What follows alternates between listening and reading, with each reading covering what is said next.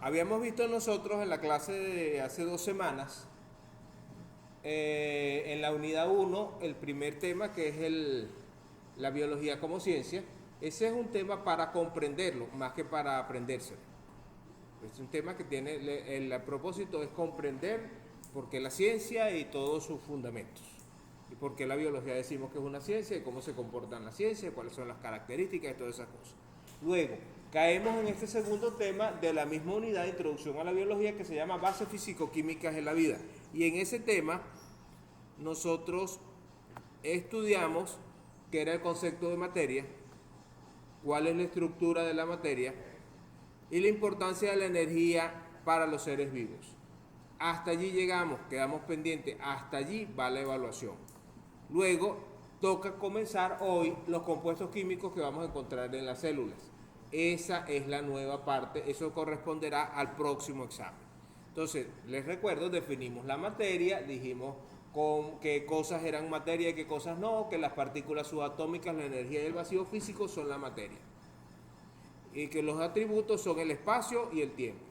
Les quiero pedirles un ejercicio. Yo sé que ustedes son lo suficientemente fuertes como para poder hacerlo. Les voy a pedir el enorme sacrificio de que duren hoy 2 horas con un receso intermedio sin usar el celular. Yo sé que pueden. Para que podamos prestarle atención a la materia, que lo que queremos es pasarla, ¿no? Eso es fastidioso verle la cara a la misma persona todo el tiempo. Ajá, entonces vamos a hacer el intento de... Yo sé que algunos van a tener estrés postraumático y cosas de ese tipo, pero sí podemos resistir 2 horas sin el celular. Vamos entonces, después vimos la estructura de la materia, vimos cómo era un átomo, mostramos 3 formas de átomos, primero como nos lo imaginamos con peloticas y órbitas, después como Schrödinger dijo que era en 1926, por último una foto de verdad de un átomo como aparece a la derecha. Vimos los tipos de átomos que son los que están reflejados en la tabla periódica que se llaman elementos. Vimos cómo era una molécula y vimos moléculas simples, muy chiquitas como la de la izquierda que es de una molécula de oxígeno gaseoso. Luego la de en medio que es agua y por último una molécula, creo que es un azúcar, sí, la glucosa que es la de la derecha. Vimos una molécula compleja que es una molécula grande, ya la de la clorofila. Hablamos de la importancia de la energía para los seres vivos y ahora sí entramos en materia. Esto es lo que es el tema nuevo que corresponde al siguiente examen. Los compuestos químicos que están presentes en la célula. Para no ponerlo y no mencionarlo tan grande, compuestos químicos presentes en la célula, vamos a resumirlo en una palabra que dice lo mismo, más breve, que son las biomoléculas. Las llamaremos ahora biomoléculas, o sea, las moléculas que podemos encontrar en el interior de los seres vivos, que interactúan con ellas, que las producen los seres vivos o que las procesan o las utilizan los seres vivos. Esas biomoléculas se dividen en 2 grupos, biomoléculas inorgánicas y biomoléculas orgánicas.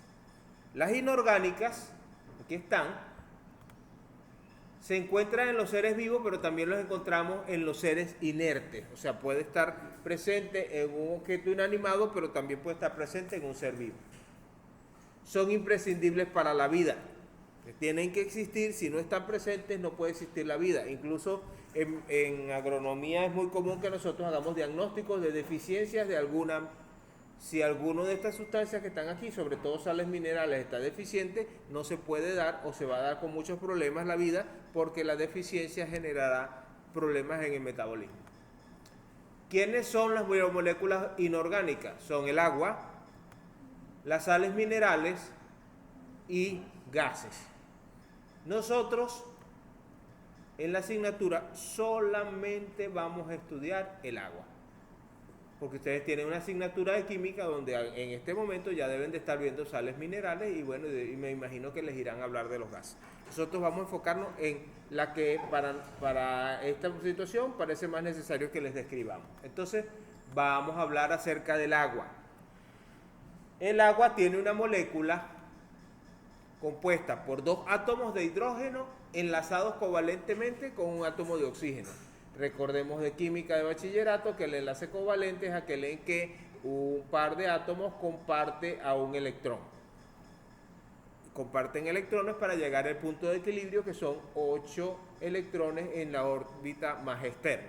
Aquí tenemos entonces, como se puede ver en un diagrama, tenemos un átomo de oxígeno, 2 átomos de hidrógeno, y podemos observar cómo están compartiendo estos electrones, de tal forma que en la última órbita el oxígeno tiene 6 y con el aporte de préstamo que le dan los hidrógenos llega a 8 y se equilibra, y los hidrógenos tienen 1 y con el aporte de préstamo que les da el oxígeno alcanzan 2, que es lo máximo que puede tener en su órbita el hidrógeno, y también alcanzan el equilibrio. Esa molécula sí está muy compleja de representarla y por tanto la vamos a representar como está a la derecha en el resto de la clase. Una bolita roja que representa el oxígeno y unas bolitas blancas más pequeñas que representan al hidrógeno. En toda ocasión en la clase iremos presentando los átomos como bolas esféricas de diferentes colores para que cada color represente un elemento diferente. Entonces, si vemos rojo con blanco, no quiere decir que eso sea un convencionalismo, sino para facilitar la comprensión de la clase, rojo con blanco será el rojo para el oxígeno, el blanco para el hidrógeno. Como ven, los átomos de hidrógeno no se disponen uno a cada lado, sino los dos de un lado, más cerca de un lado, más alejado del otro. Eso le da unas características muy particulares a la molécula de agua. ¿Qué propiedades vamos a encontrar que sean importantes para la biología en la molécula de agua? En primer lugar, la polaridad. Esto quiere decir, vamos a ver si podemos mejorarle más.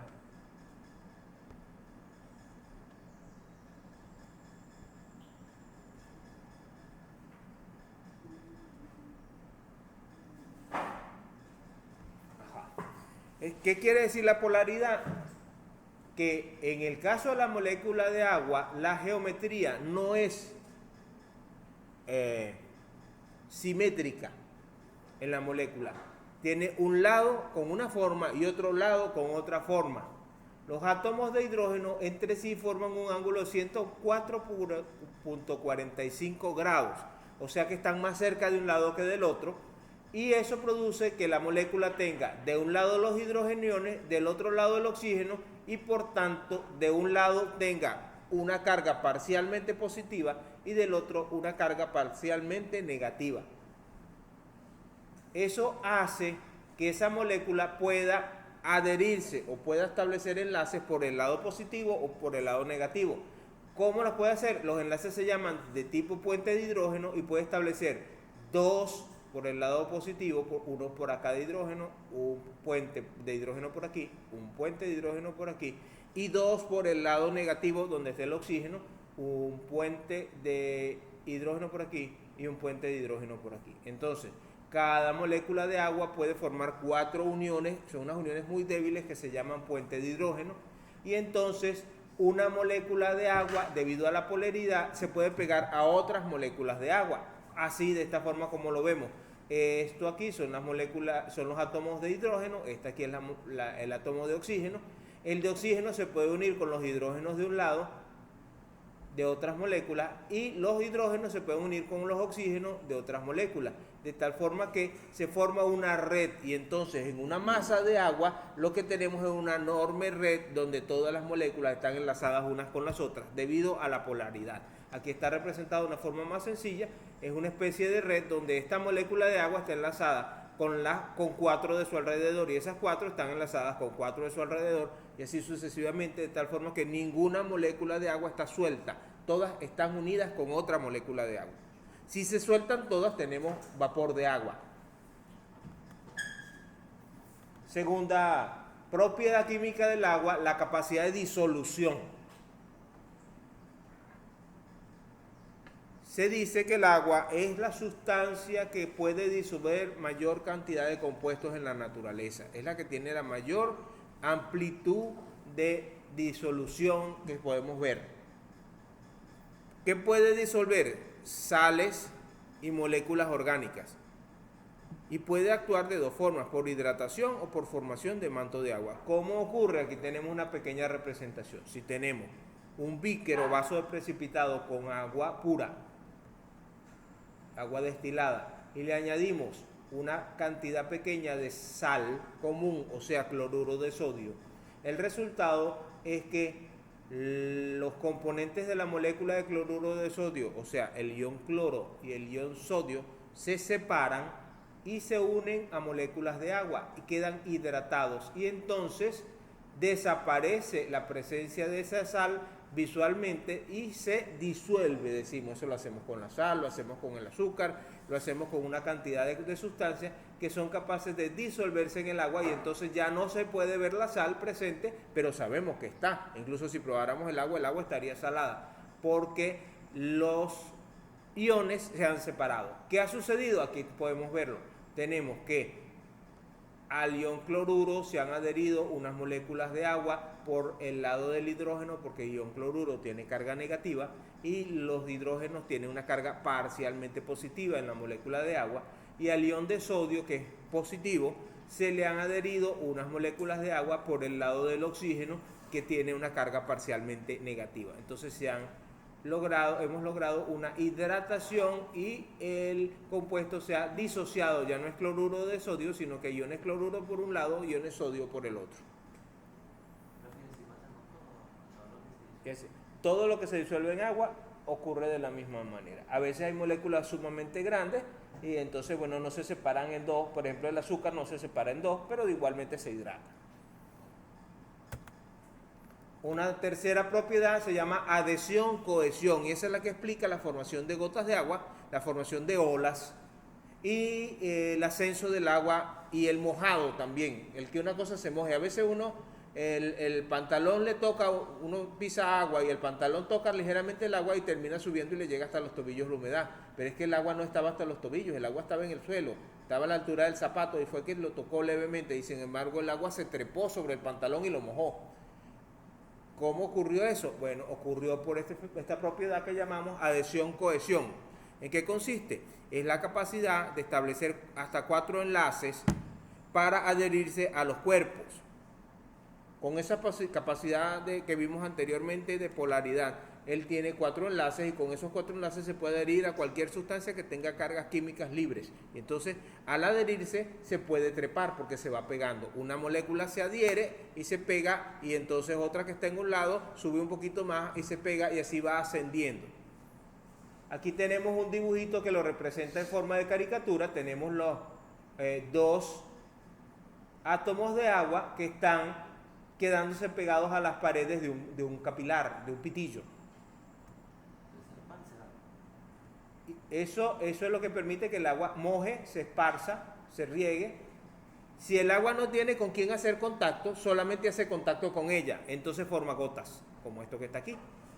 Si nosotros la soltamos en el aire, no puede tocar a nadie. Si no puede tocar a nadie, no puede mojar a nadie. Entonces, ella se tiene que quedar pegada a alguien. Se quedan pegadas unas con las otras y forma una esfera perfecta, que es una gota. Ajá. Entonces, eso es la segunda parte del principio. Las moléculas de agua también se pueden enlazar o adherir entre sí y se comportan como un cuerpo. Eso se llama cohesión. Entonces, la unión de la cohesión con la adhesión hace que las moléculas se comportan como un cuerpo y se quedan pegadas en los lugares, y al portarse como un cuerpo y estar pegadas en los lugares, puede formar chorros, puede mojar y puede ascender en la humedad en algún sitio. Aquí tenemos entonces una forma como se observa. Esto es un capilar, o podríamos imaginarnos un pitillo de vidrio que está lleno de agua. Las moléculas de agua están unidas entre sí y además se adhieren a las paredes. Y aquí tenemos unas gotas formadas en la superficie de una hoja de una planta. Como podemos ver, como casi no tienen área de contacto para adherirse a la planta, se quedan adheridas y por eso no se resbalan, pero sin embargo toda la parte que no está en contacto con nada adquiere una forma esférica. Otra propiedad química se llama la propiedad térmica, y es que los puentes de hidrógeno que forma el agua tienen grandes cantidades de energía para mantenerse unidos y requieren de grandes cantidades de energía para deshacerse. Entonces ello conduce a que el punto de fusión y el punto de ebullición del agua son elevados, y que se requiere de mucha inversión de energía para cambiar de un estado físico. ¿Qué importancia tiene eso? Bueno, aquí podemos representar 3 formas en las que está el agua en este dibujo. Hielo. Si hay un cubo de hielo, las moléculas de agua están todas unidas formando una estructura cristalina. Luego, Si ese cubo de hielo se funde, entonces en el agua fría habrá algunas moléculas de agua unidas y otras sueltas, y eso es lo que nos da la forma líquida. Pero si se incrementa la temperatura, cada vez habrá más moléculas sueltas y menos moléculas unidas por puente de hidrógeno, y eso es lo que nos da la forma del agua caliente, donde hay menor densidad. Y si esa temperatura sigue aumentando, se siguen rompiendo los puentes de hidrógeno, y una vez rotos los puentes de hidrógeno, entonces caemos en la siguiente categoría: se separan todas las moléculas de agua y tenemos vapor de agua. Okay. El joven allá, mire, le pedí el esfuerzo del celular. Yo no voy a sancionar a nadie, ni quito puntos, ni pongo puntos, ni le desgracio la vida a nadie porque no entre a clase. Si quieres, va tranquilo a mirar el celular y nosotros tranquilos aquí en clase, no pasa nada. Pero es que lo que pasa es que molesta un poco porque se supone que yo estoy aquí para que tú aprendas algo. Se supone que los $17 quincenales que le pagan a los profesores en la universidad son para que tú aprendas alguna cosa y para que en el futuro te sepas defender con alguna cosa. Ok. Funciones biológicas del agua, cambiamos, ya no son propiedades sino funciones. ¿Qué hace para los seres vivos el agua? ¿Y por qué decimos entonces que es tan importante? Y por eso es que es la primera biomolécula que se estudia aquí, y en veterinaria, y en medicina, y en enfermería. ¿Por qué? Porque el agua es el compuesto más frecuente en los seres vivos. A veces un ser viviente está compuesto en 90% de agua. Lo que más vamos a encontrar en un ser viviente puede ser el agua. Incluso más, puede ser más de 90%. En algunos casos excepcionales, como las semillas que están latentes, que todavía no han germinado, unas semillas de maíz, por ejemplo, o unas de caraota, puede ser que esté al 5%. Pero eso es un caso excepcional de una planta que no está en ese momento realizando ninguna función. Está viva, pero está descansando.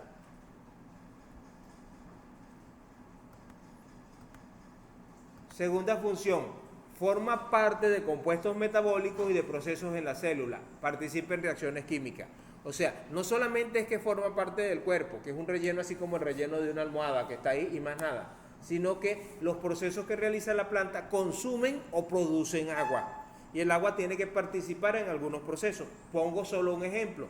Una hoja, cuando está expuesta al sol, está haciendo fotosíntesis, toma del aire CO2 y oxígeno, y luego hace su proceso fotosintético y libera a la atmósfera CO2 y oxígeno otra vez, pero también libera agua. O sea, fabricó, el proceso fotosintético termina fabricando agua.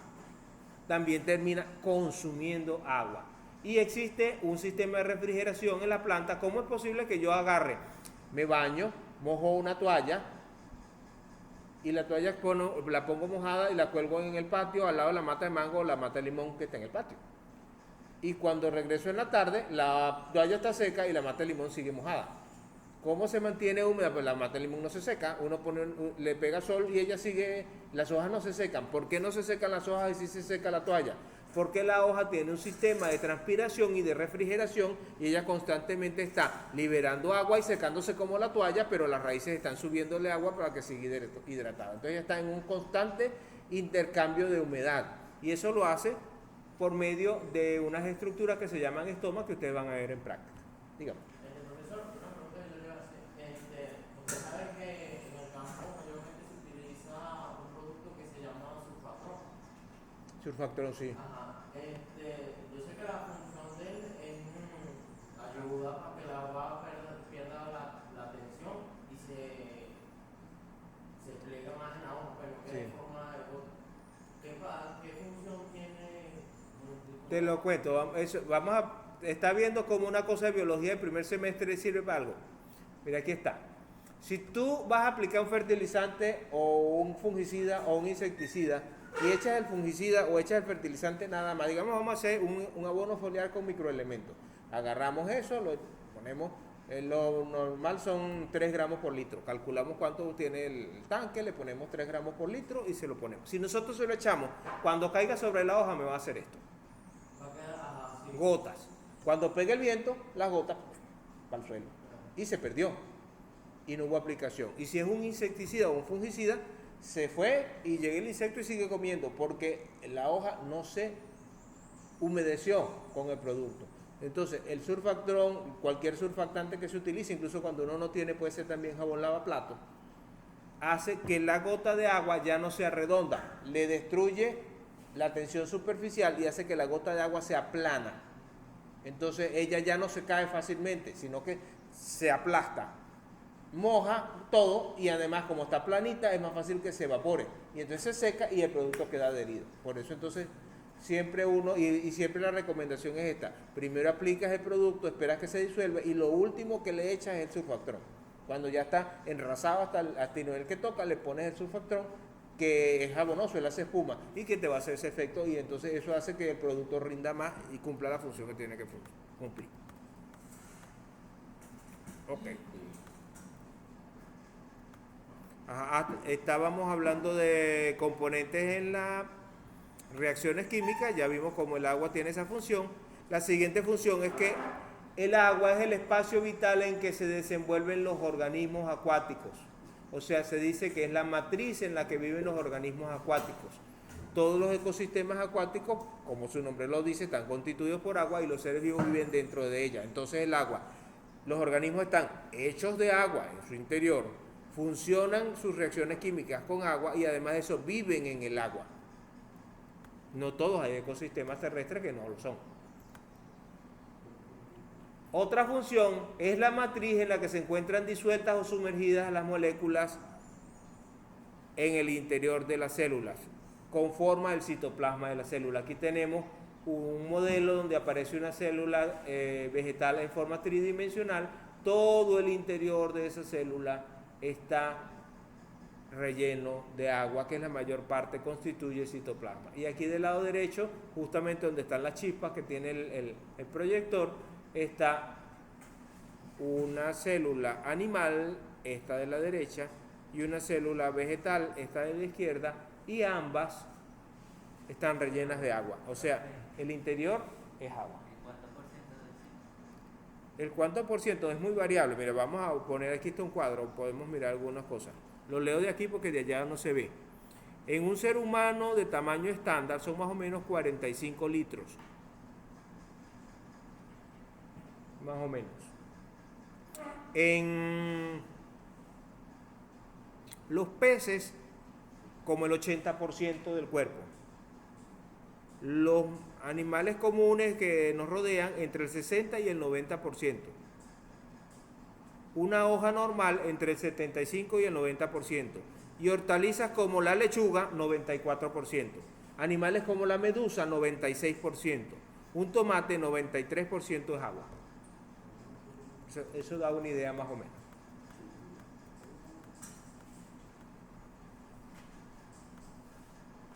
Otra función es que contribuye a la estabilidad de la temperatura corporal de los seres vivos.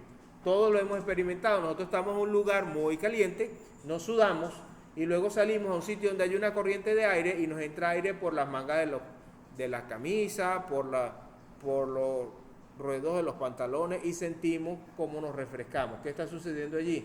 El agua se está evaporando y se está convirtiendo en vapor de agua. Para llegar a convertirse en vapor de agua tiene que romperse los puentes de hidrógeno.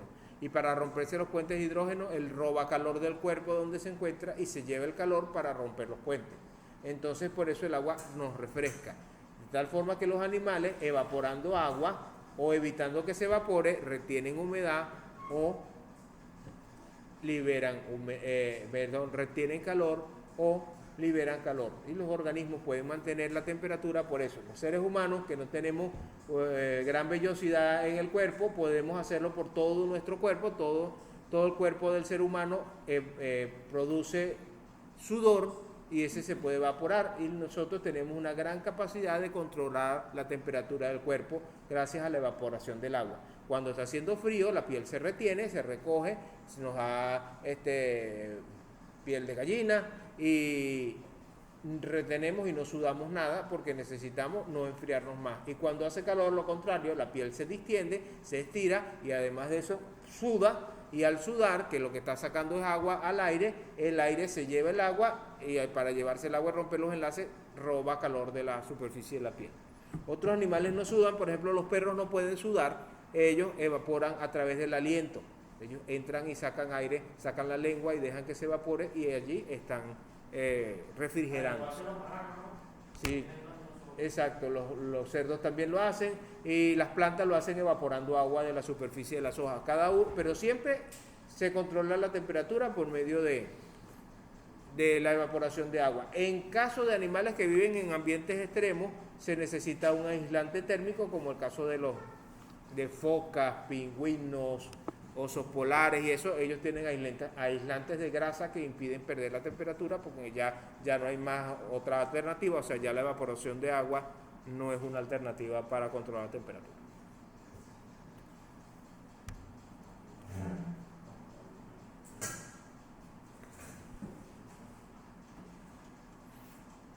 Vamos ahora con el segundo tipo de biomoléculas. Acuérdense que dijimos que sales minerales y gases quedan para la otra asignatura. Eso se lo dejamos a los profesores de química. El otro tipo de moléculas son las biomoléculas orgánicas. Forman estructuras y ejecutan actividades en las células y son características de los seres vivos. No se pueden conseguir biomoléculas orgánicas por lo general en la naturaleza. A veces hay reacciones especiales, cosas que pueden generar algunas biomoléculas orgánicas sencillas, pero no son comunes y la naturaleza por lo general no produce biomoléculas orgánicas. Las biomoléculas orgánicas se caracterizan por ser moléculas grandes, mientras que la del agua tiene 3 átomos. El ADN puede tener varios millones de átomos. Pueden contener docenas de millones de átomos, como el caso de una molécula de ADN, que es muy grande. El ADN contenido en el núcleo de la célula de un ser humano mide 1.5 metros aproximadamente en cada célula. Y si nosotros tenemos 1 billón de células, es 1.5 metros de ADN por cada una de esas células que están en nuestro cuerpo. Los tipos en los que podemos clasificar las biomoléculas orgánicas son 4, allí están. Carbohidratos, lípidos, proteínas y ácidos nucleicos. Carbohidratos, lípidos, proteínas y ácidos nucleicos. Esos tipos se caracterizan, tienen en común que se polimerizan, es decir, suelen ser cadenas como collares en las que se van enlazando un tipo de molécula más pequeña que se une a otra y a otra y a otra, que se llaman monómeros, y que al hacer esa cadena grande generan un polímero que es esa gran molécula. Eso sucede en el caso de los carbohidratos. El ratón no quiere aparecer. En el caso de los carbohidratos, en el caso de las proteínas y en el caso de los ácidos nucleicos. En el caso de los lípidos es muy limitado o no ocurre la polimerización. No le hagan caso a esa foto porque me equivoqué y la puse como no era.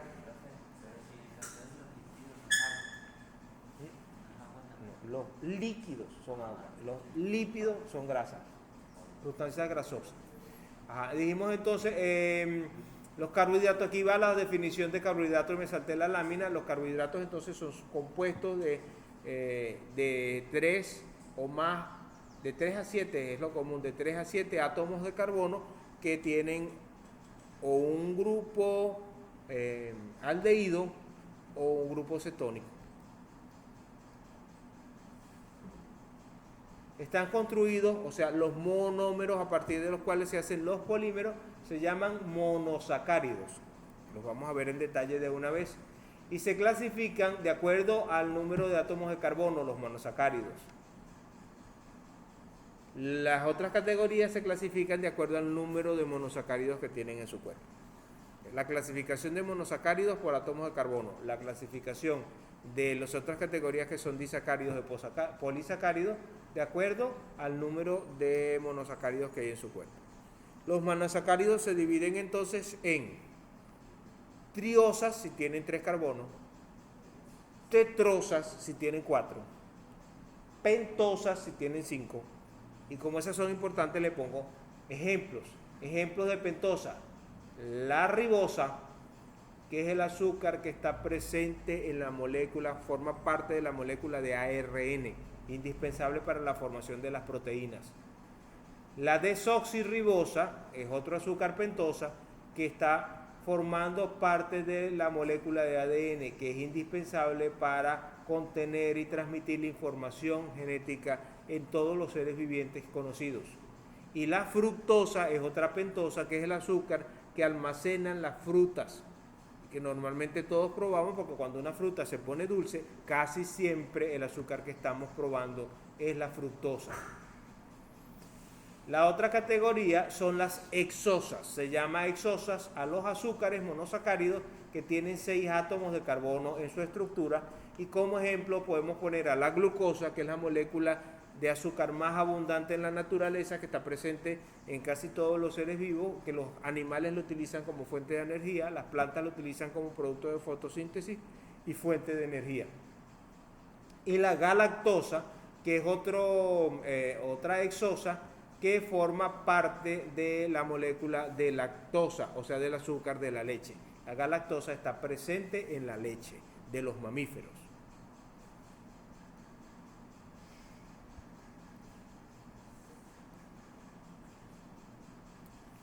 Las moléculas de monosacáridos pueden asociarse entre sí por medio de unos enlaces que se llaman enlaces glucosídicos, o sea, formarse una cadena de moléculas donde están unidas una molécula con la otra y generan un enlace glucosídico.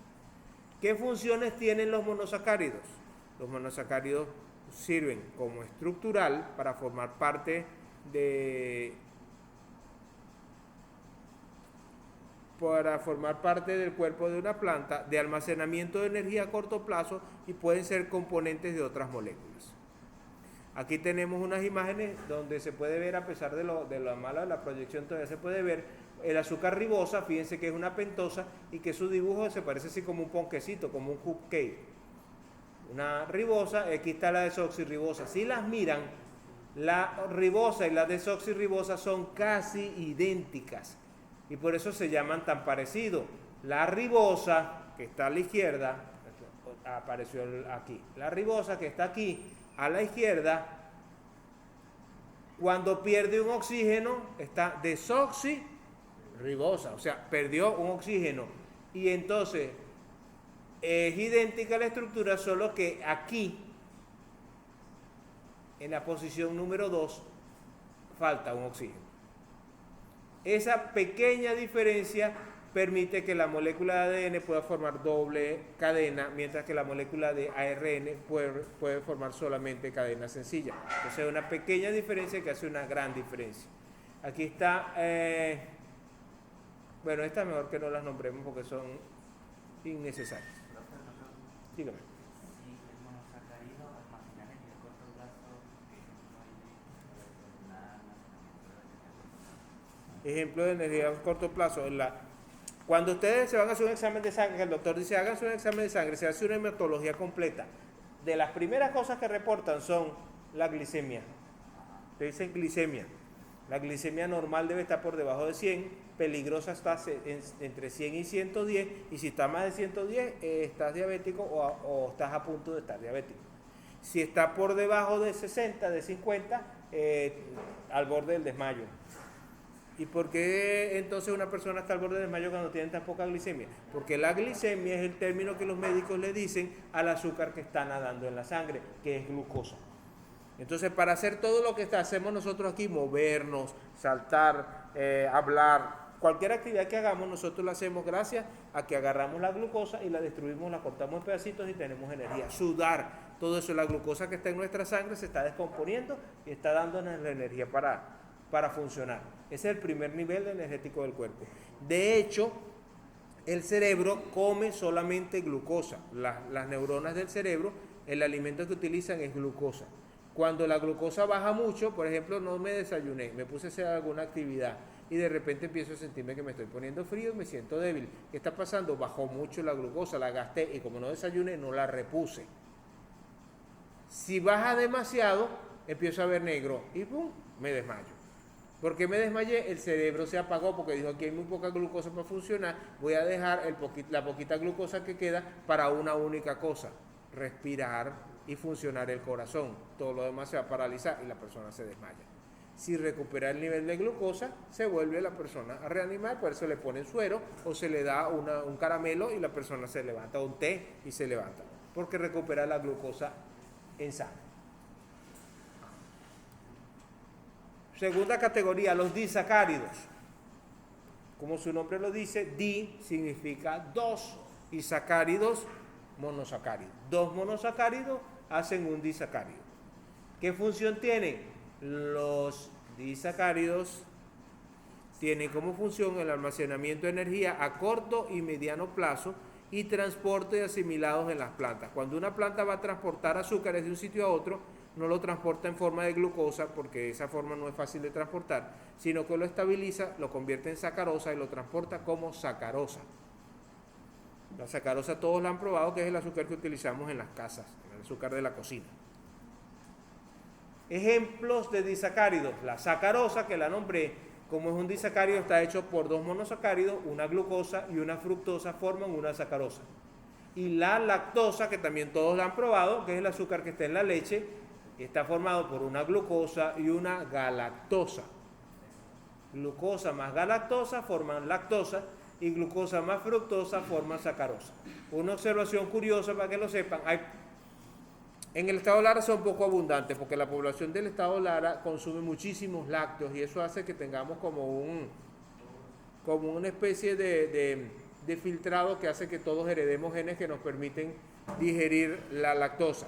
Pero la gran mayoría de la humanidad, fuera de los consumidores de leche, de las comunidades consumidoras de leche, la gran mayoría de la humanidad, cuando llega a la edad adulta, pierde la capacidad de digerir leche. Por ejemplo, los chinos son incapaces de digerir la leche. Un chino no se toma un vaso de agua de leche bajo ningún concepto, ni se consume algo que esté hecho con leche, porque ellos no tienen la lactasa, no pueden digerir la lactosa y eso les va a dar dolor de barriga y diarrea. ¿Eso solamente de los chinos o de los asiáticos? Hay personas, los asiáticos en general, hay personas, aún dentro de los venezolanos, hay personas que carecen de ese gen. Hay una profesora de aquí del decanato que era enferma, se enfermaba cuando consumía leche.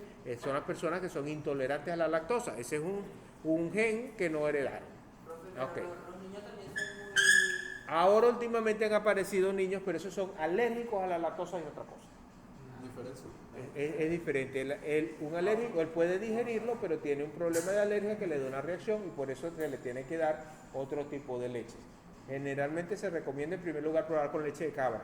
Si no le funciona con leche de cabra, hay que ir a una fórmula artificial que no es leche, que es lo que llaman leche de soya. Mi sobrino fue así y él no digiere ningún tipo de leche. Entonces, si ya él creció y no digiere ningún tipo de leche, entonces también es intolerante a la lactosa, que son las personas que no tienen el gen para digerir la leche.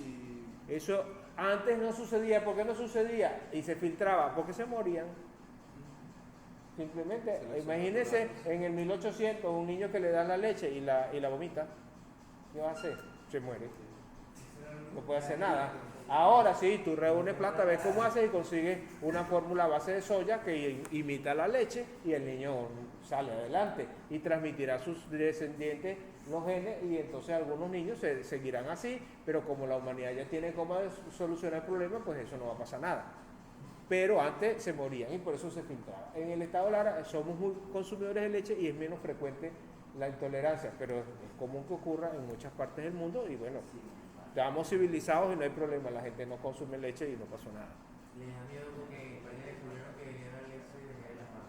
Ah, sí, ahora estamos con las nuevas ridiculeces de la gente que se está ultra civilizando, que se han vuelto de un ridículo y de un sensible extraño muy raro. ¿Piensan que la leche con chocolate viene de las vacas marrón? Estamos en esa situación. Es un fenómeno raro. Ahora que tenemos más información y la que yo saco el celular y tengo acceso a más información de la que había en una biblioteca hace 20 años, ahora entonces la gente se ha vuelto más bruta. Se han vuelto más brutos. Se le ocurren cosas más raras. Cosas estrafalarias.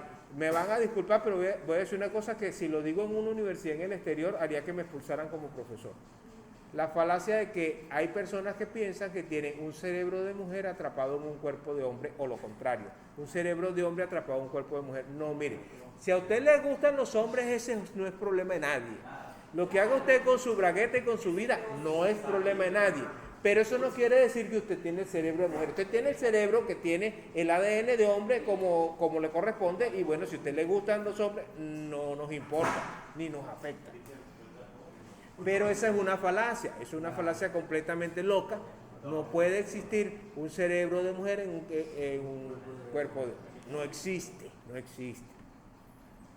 La ciencia no lo puede demostrar y se han hecho miles de estudios para ver qué podría suceder, si existen diferencias, no se encuentra ninguna evidencia que diga que eso sucede, eso es falso. Y es más, mire, puede estar así como el mis español que digo yo, ustedes lo ven y es tan bello que es más bello que las mujeres de España, para que vean cómo los hombres pueden hacer cualquier cosa, termina siendo más bello que las mujeres de España. Y le ganó en el Miss España a todo el mundo, por eso yo le digo el Miss Español. Bueno, ajá. Y bueno, pero si yo, como científico, con el laboratorio que disponemos nosotros en posgrado, tomo una muestra de cualquier parte de su cuerpo, cualquiera, al azar, es más, no lo conozco, y llegan ustedes y toman la muestra y me la traen, y me dicen, mire, muestra F, no sabemos quién es, determínelo, yo le voy a decir, un varón. Porque en todas las células de su cuerpo, en todas, desde la base de los pelitos de la cabeza hasta los dedos de los pies, en todas, en las células que salen en su saliva, en las células que salen en su orina, en todas yo voy a encontrar un cromosoma Y, es varón y se acabó. Así tenga el pelo largo, las mechas, no sé qué, como sea, y tenga unas boobies así, lo que quieran, pero igualito, es un varón que se transformó, que se quitó cosas y se puso cosas, pero sigue siendo un varón. Y de hecho responderá, si yo le digo eso en su cara, me va a soltar un golpe. ¿Por qué? Porque su cerebro es de hombre y se va a comportar como hombre. Si tuviera cerebro de mujer, me suelta aquella cantidad de groserías y me ofende. Pero como es hombre, se me viene, o quiebra una botella y viene. Porque eso es lo que hacen los hombres cuando se ponen bravos. Ese es el cerebro de hombre. Ok. Bueno, comentario aparte, pues eso podría ser que a uno lo voten en otra universidad, pero esa es una evidencia biológica, no estoy diciendo una cosa que sea inventada, no es una opinión, es una realidad, así es la naturaleza. Seguimos. Dicen entonces, ahora cualquiera que opine diferente es homofóbico. O peor todavía, que no es que opine, es que yo no estoy opinando, yo estoy diciendo, búscame una evidencia, a alguien que haya hecho un estudio científico que diga contrario a lo que yo te estoy diciendo. Yo te estoy diciendo lo que yo sé, que es la biología. Ajá, seguimos. Entonces, bueno, les iba a explicar el asunto de la lactosa, más que tenemos una víctima aquí presente, entonces para explicarle, miren. Resulta ser que nosotros, todos los seres humanos, en condiciones normales, llevamos en nuestro interior 1.5 a 2 kilos de bacterias que viven con nosotros. Viven en todas partes, viven en la piel, viven en los pliegos, viven en la nariz, viven dentro de las orejas, viven en la boca, sobre todo en la boca hay muchísimas. Por eso es que hay que cepillarse los dientes. Y sobre todo viven en nuestro tracto digestivo, son indispensables para digerir bien los alimentos, tienen que estar ahí. De hecho, no sé si alguno ha visto, una cabra se come una hoja de papel y la digiere. No es la cabra la que la digiere, son las bacterias que viven en su interior, las que digieren una hoja de papel y permiten que una cabra coma papel. Entonces, nosotros tenemos esa cantidad de microorganismos viviendo en nuestro intestino. En el estómago pueden vivir muy poco por los ácidos. Yo me tomo un vaso de leche aquí, en el estómago se digiere y la lactosa se divide en glucosa y galactosa. La glucosa y la galactosa son digeridas después en el estómago y cuando eso le llega a las bacterias de mi intestino ya no queda azúcar. Porque el azúcar desapareció. ¿Qué va a pasar para que las bacterias ayuden a degradar? La proteína de la leche, la grasa de la leche, pero el azúcar desapareció. Y las bacterias de mi intestino no están acostumbradas a comer azúcar porque esa desaparece y se absorbe antes de llegar allí. Cuando tenemos una persona con intolerancia a la lactosa, esa persona no tiene las enzimas que separan la lactosa en glucosa y galactosa. Entonces el azúcar llega al intestino y las bacterias hacen fiesta y se fermentan. Y cuando se fermenta el estómago, pues la naturaleza que dice hay que salir de esto. Y tienes diarrea y tienes que ir al baño a deshacerse de todas las bacterias que hicieron el relajo que se generó ahí por el exceso de azúcar en un lugar donde no debería haberlo. Vomitar es otra cosa y es por acción de otra cosa. Este es el fenómeno que ocurre a los intolerantes a la lactosa, que es diarrea, ellos no les da vómito. Entonces, eso sucede por una fermentación del azúcar que atravesó una barrera que no debería haber atravesado porque no hay una enzima para degradarla. Entonces, las bacterias del estómago, si tienen la enzima, la degradan y hacen fermentación, generan gases, generan tóxicos y bueno, es un desastre y tiene que la persona ir a deshacerse de lo que tiene en el estómago. Ok, seguimos. Entonces, por eso se tienen que cuidar. Hay personas que poco a poco pueden consumir pequeñas cantidades, otras personas que pueden consumir lácteos semidigeridos como el yogur, que ya los microorganismos lo procesaron. Otra persona no puede simplemente. Dentro de los disacáridos hay una categoría que la coloco yo allí aparte que se llaman oligosacáridos. Hay que nombrarlos porque son muy importantes. Son cadenas cortas que van desde 2 hasta 10 monómeros de monosacáridos unidos. Eso es un oligosacárido. Hay muchísimos tipos y que tienen de importante. Ellos se pueden unir a lípidos y formar glucolípidos. Y se pueden unir a proteínas y formar glucoproteínas. ¿Y para qué sirven? Se ubican en la membrana plasmática y son las señales químicas. ¿Cómo sabe un organismo información si no tiene ojos? Por decir algo, tenemos una mate mango y una de aguacate. Están al lado y echan flor los dos. Y el polen del aguacate cae en el mango. ¿Por qué no se fertiliza y se nos produce un manguacate? ¿Por qué no sucede eso? ¿Por qué? Porque la flor del aguacate tiene un sistema sensor y con los oligosacáridos se da cuenta que ese polen que llegó ahí no es de ahí. Y entonces lo rechaza y no lo acepta. Cuando cae uno que sea de aguacate, a este sí, lo deja crecer y se forma un fruto de aguacate. Pero el polen de otra especie no puede polinizarlo porque las señales químicas lo identifican como algo diferente y al ser diferente no se le acepta y se le destruye. Igual sucede con los híbridos animales. Nosotros no podemos hacer un híbrido de cualquier animal con cualquier animal, solamente hay algunas excepciones en las que puede ocurrir apareamiento, como por ejemplo tigres con leones o lo más común burros y caballos.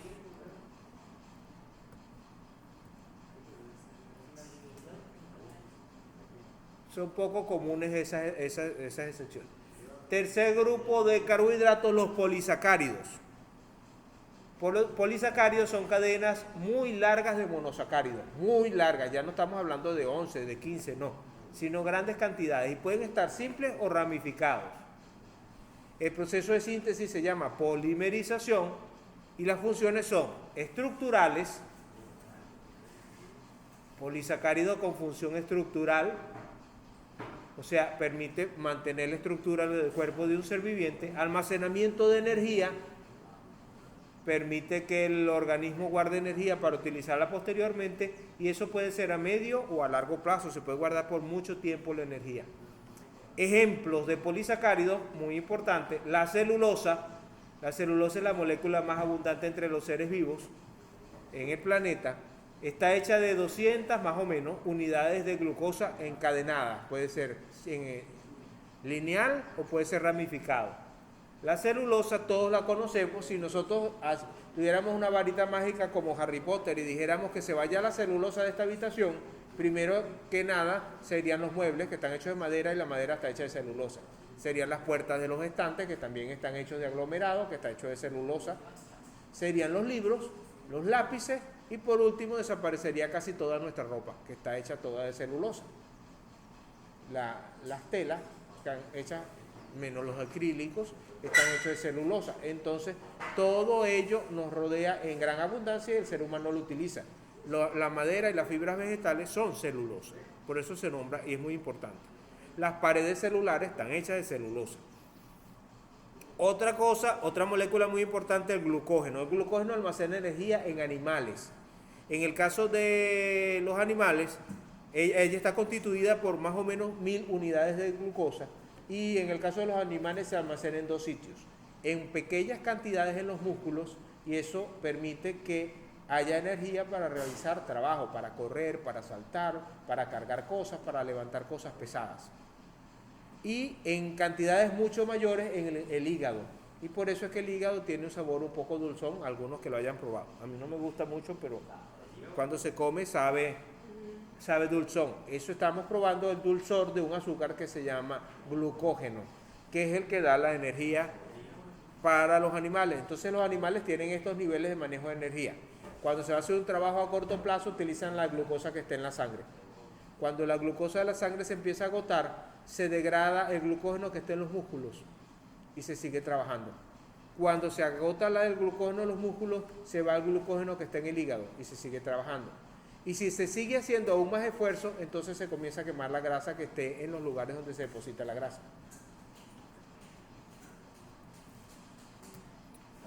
Vamos a hacer un receso, por favor, 5 minutos nada más para que dé tiempo